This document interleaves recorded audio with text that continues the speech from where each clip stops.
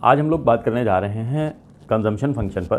पिछले वीडियो में जो हम लोगों ने कंजम्पशन फंक्शन पे बात की थी वो ये था कि कंजम्पशन फंक्शन क्या होता है और एपीसी और एमपीसी किस तरह से कैलकुलेट होती है, साथ ही लाइन ऑफ इक्वल डिस्ट्रीब्यूशन क्या होता है। इतनी बात हम लोगों ने पिछले टर्न पर की थी और साथ में ये भी बात की थी कि y is equal to C plus S होता है, यानी कि जितनी इनकम है उसके बराबर इकॉनमी में कंजम्पशन प्लस सेविंग होता है। और दूसरी बात ये की थी कि consumption is the function of income, यानी इनकम बढ़ने पर कंजम्पशन बढ़ेगा और इनकम कम होने पर कंजम्पशन कम भी हो सकता है। ठीक, लेकिन इनकम बढ़ने पर कंजम्पशन बढ़ेगा ज़्यादा तेज़ी से और इनकम कम होने पर कंजम्पशन कम उतनी तेज़ी से नहीं होगा। ये बात हम लोगों ने पिछले वीडियो में की थी। आज हम लोग ये बात करने जा रहे हैं कि जो हमारी एपीसी है और जो एमपीसी है उसमें क्या रिलेशनशिप होते हैं, ये इस पर हम लोग आज बात करेंगे। इसमें दो बातें बहुत ध्यान देने योग्य हैं कि कभी कभी ऐसा होता है कि एमपीसी हमारी कांस्टेंट रहती है और एपीसी गिरती भी जाती है। यानी जो हमारा नियम है वो ये है कि इनकम बढ़ने पर कंजम्पशन बढ़ेगा, लेकिन कंजम्पशन बढ़ने की स्पीड इनकम बढ़ने की स्पीड से कम होगी।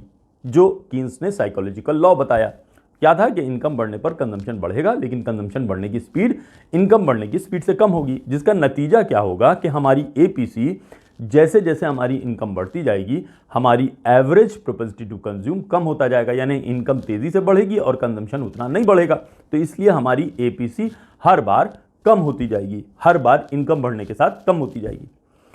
कभी कभी ऐसा भी होता है कि हमारी एमपीसी कांस्टेंट रहती है, यानी एपीसी, अब यहां देखें हम लोग क्या है कि हमारी एमपीसी कांस्टेंट रहती है जबकि हमारी एपीसी कम होती जाती है। इसको हम लोग यहां ये एक टेबल दिया है, इस टेबल से हम लोग समझते हैं। यहां हमको दी है इनकम, यानी जब किसी की इनकम 200 रुपए है तो कंजम्पशन उस इकॉनमी का 200 है और हमारी एवरेज प्रोपेंसिटी टू कंज्यूम का जो फॉर्मूला है C अपॉन वाई, यानी 200 अपॉन 200, यानी 200 consumption upon 200 income is equal to 1।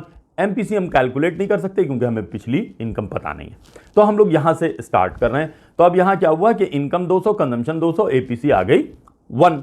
अब इनकम बढ़ती है, इनकम कंजम्पशन के साथ साथ इनकम बढ़ती है, टाइम के साथ साथ इनकम बढ़ती है। अब जब इनकम 200 से बढ़कर 300 हो गई, यानी डेल्टा वाई, यानी चेंज इन इनकम कितना है 100 का।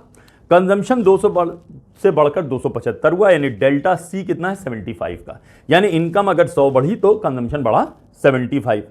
ठीक, इसी तरीके से हमारा एपीसी कितना हो गया, एपीसी हो गया कंजम्पशन अपॉन इनकम, तो कंजम्पशन हो गई 275, इनकम हो गया 300, तो हमारा एपीसी आ गया 0.916। अब आप देखिए एपीसी यहां 1 था, अब यहां 0.916 आ गया।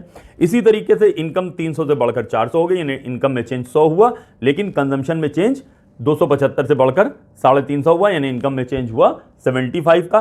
तो अब हमको यहां दिखाई दे रहा है कि 350 अपॉन 400 इज इक्वल टू 0.875। आप देखिए आप एपीसी धीरे धीरे कम होती जा रही है, इनकम बढ़ रही है लेकिन एवरेज कंजम्पशन भी बढ़ रहा है, लेकिन एवरेज प्रोपेंसिटी टू कंज्यूम जो है वो कम होती जा रही है। यानी परसेंटेज जो है, यानी 1 रुपए में पहले हम पूरा 1 रुपया खर्च कर देते थे, अब हम 91 पैसे खर्च करते थे, अब हम 87 पैसे करीब खर्च करते हैं। और अब जब इनकम बढ़कर 400 से 500 हो गई, यानी फिर इनकम 100 रुपए बढ़ी, लेकिन कंजम्पशन उस बार भी 75 बढ़ा, यानी 350 से 425, यानी अब हमारी एपीसी हुई 425 अपॉन 500, यानी अब 1 रुपए में हम 85 पैसे खर्च कर रहे हैं। अब ये तो हो गई बात एपीसी की। एमपीसी इस बीच में देखें, यानी हर बार इनकम बढ़ी 100 लेकिन हमारा कंजम्पशन में वृद्धि हुई 75, इनकम बढ़ी 100, कंजम्पशन में वृद्धि हुई 75, इनकम बढ़ी 100 और यहां भी 75 कंजम्पशन में वृद्धि हुई। तो हमारी एमपीसी का फॉर्मूला क्या है, delta C upon delta Y, यानी change in consumption upon change in income. तो चेंज इन कंजम्पशन कितना है 75 अपॉन चेंज इन इनकम कितना है 100। हर बार 75 अपॉन 100, 75 अपॉन 100 आया, यानी हमारी एमपीसी आई 0.75। तो अब यहां हमें क्या दिखाई दिया कि एपीसी तो हमारी कम हो रही है लेकिन हमारी एमपीसी कांस्टेंट है। यह बहुत इंपॉर्टेंट है कि हमारी एपीसी तो कम हो रही है लेकिन हमारी एमपीसी कांस्टेंट है। एमपीसी कांस्टेंट होने का क्या मतलब होता है, एमपीसी कांस्टेंट होने का मतलब है कि जो हम कंजम्पशन कर रहे हैं, यानी जब हमारी इनकम बढ़ती है तो जो हमारा कंजम्पशन पर खर्च होता है वो एक पर्टिकुलर रेशियो है जो हर बार खर्च होता है, उसमें किसी प्रकार की कोई कमी नहीं होती है। यानी हर बार वो 1 रुपए में से हम 75 पैसे खर्च करते हैं, जिसका नतीजा क्या होता है कि जो हमारा कंजम्पशन का जो ग्राफ बनता है, यानी ये इनकम हमारी हर बार बढ़ रही है 100 रुपए, यानी जैसे मान लीजिए यहां इनकम हमारी थी पहले, ये इनकम हमारी बढ़ रही है हर बार 100 रुपए, लेकिन जो हमारा कंजम्पशन यानी एवरेज प्रोपेंसिटी टू कंज्यूम है वो तो कम हो रही है, लेकिन जो ये बढ़ने की स्पीड है वो हर जगह बराबर है। यानी हर जगह यहां पर भी 0.75 की स्पीड से बढ़ रहा है, यहां पर भी 0.75 की स्पीड से बढ़ रहा है, यहां पर भी 0.75 की स्पीड से बढ़ रहा है। यानी एमपीसी जो है उसमें कोई कमी नहीं आ रही है और हमारा जो ये कंजम्पशन का कर्व है ये सर्टेन स्पीड से सीधे बढ़ता हुआ चला जा रहा है। ये तो हमें दिखाई दिया कब, जबकि एमपीसी कांस्टेंट है और एपीसी डिक्लाइनिंग है। एक और एग्जाम्पल हम लोग लेते हैं। ये एग्जाम्पल कब है कि जब हमारी एमपीसी भी गिर रही हो और एपीसी भी गिर रही हो, यानी इनकम बढ़ने पर हमारी एवरेज प्रोपेंसिटी टू कंज्यूम तो गिर ही रही है लेकिन साथ में हमारी एमपीसी भी गिर रही हो। अब यहां हम लोग एग्जाम्पल देखें क्या है। यहां हम लोग देखें कि हमारी इनकम 2200 रुपए थी और कंजम्पशन भी 200 रुपए था, यानी एपीसी हमारी 1 आ गई। इनकम बढ़ी 100 रुपए और बढ़कर हो गई 300, कंजम्पशन बढ़कर हो गया 270 रुपए, यानी कंजम्पशन में वृद्धि 70 रुपए की थी जबकि इनकम में वृद्धि 100 रुपए की थी।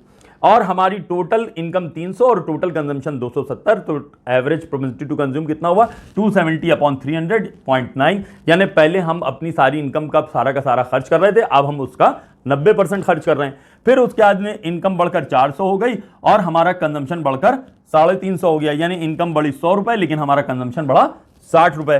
तो अभी एवरेज प्रोपेंसिटी टू कंज्यूम कितना रह गया 330/400 इज इक्वल टू 0.825, यानी कि पहले हम 1 रुपया खर्च कर रहे थे, फिर इनकम बढ़ने पर 90 खर्च किया और इनकम बढ़ी तो हमने कंजम्पशन पर खर्च अपना 82 पैसे करीब कर दिया और इनकम बढ़कर हो गई 500, यानी 100 रुपए और इनकम बढ़ी। तो अब हमारा जो कंजम्पशन पर खर्च बढ़ा वो सिर्फ 50 रुपए, यानी टोटल खर्चा कंजम्पशन पर 380 हुआ, तो 380/500 इज इक्वल टू 0.76, यानी अब हमने जो कंजम्पशन पर हम खर्च कर रहे हैं वो 76 पैसे खर्च कर रहे हैं। तो अब आप देखिए पहले 1 रुपया खर्च कर रहे थे, इनकम बढ़ने के साथ 90 पैसे खर्च किए, फिर 82 पैसे खर्च किए, फिर 76 पैसे खर्च किए। एक दिमाग में यह ख्याल आ रहा होगा कि इनकम बढ़ने पर खर्चा कम हो रहा है, ठीक ऐसा ही होता है। अब इसका एक एग्जाम्पल हम दे दें। एग्जाम्पल यह है कि जो अमीर लोग होते हैं अगर उनकी इनकम बढ़ती है तो उनकी बढ़ी हुई इनकम कंजम्पशन पर नहीं खर्च होती या कम खर्च होती है। जो गरीब लोग होते हैं अगर उनकी इनकम बढ़ती है तो उनकी बढ़ी हुई इनकम कंजम्पशन पर खर्च होती है। मान लीजिए फॉर एग्जाम्पल कोई मजदूर है, अब वो दिन भर में जो कमाता है उससे बड़ी मुश्किल से अपनी रोटी चला पाता है, तो अब वो जितना कमा कर लाया वो सारा का सारा उसकी रोटी पर खर्च हो जाता है, तो बचाने का कंसेप्ट तो कोई हुआ ही नहीं। अब अगर उसकी इनकम बढ़ती है तो पहले तो उसका कंजम्पशन, अब रोटी से वो दाल भी लेने लगा, सब्जी भी लेने लगा, बढ़ा, लेकिन उसका कुछ पार्ट वो बचत के लिए भी रख रहा है कि अगर बीमार पड़ जाएंगे तो उसके लिए भी हम कुछ रख लें, और कुछ इनकम बढ़ी तो वो और उसका कंजम्पशन बढ़ेगा लेकिन बचत भी थोड़ी सी बढ़ेगी, लेकिन कंजम्पशन ज्यादा बढ़ेगा, बचत कम बढ़ेगी। अब एक अमीर आदमी आ जाए, मान लीजिए अंबानीज आ गए। अब अंबानीज जो है उनकी इनकम चाहे जितनी बढ़ जाए, क्या उनके कंजम्पशन पर कोई खर्च बढ़ेगा? क्योंकि वो ऑलरेडी हर चीज कंज्यूम कर रहे हैं, हर चीज उनके पास मौजूद है, तो जो इनकी इनकम बढ़ रही है वो 100% सेव हो रही है।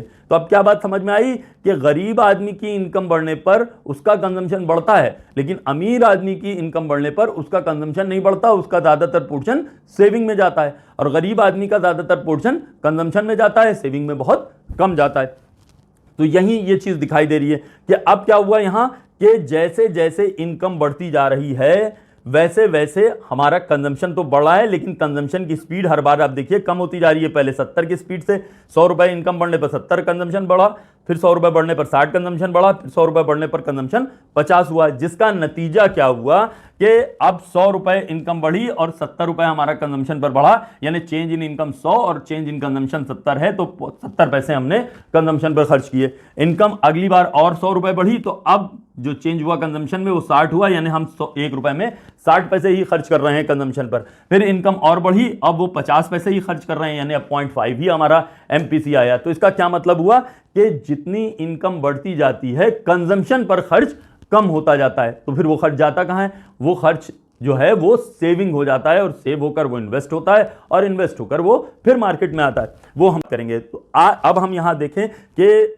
जो इस तरह का, यानी कि जब डिक्लाइनिंग एमपीसी हो और डिक्लाइनिंग एपीसी हो, तो यानी कि आप देखिए कि एपीसी भी हमारा डिक्लाइनिंग है और एमपीसी भी हमारा डिक्लाइनिंग है, तो जो कर्व होगा हमारा कंजम्पशन का वो किस तरह का होगा, वो ऐसे बेंड होगा। यहां देखिए ये स्ट्रेट एक गति से बढ़ रहा है क्योंकि यहां हर जगह एमपीसी 0.75 है, इसलिए एक गति से बढ़ रहा है।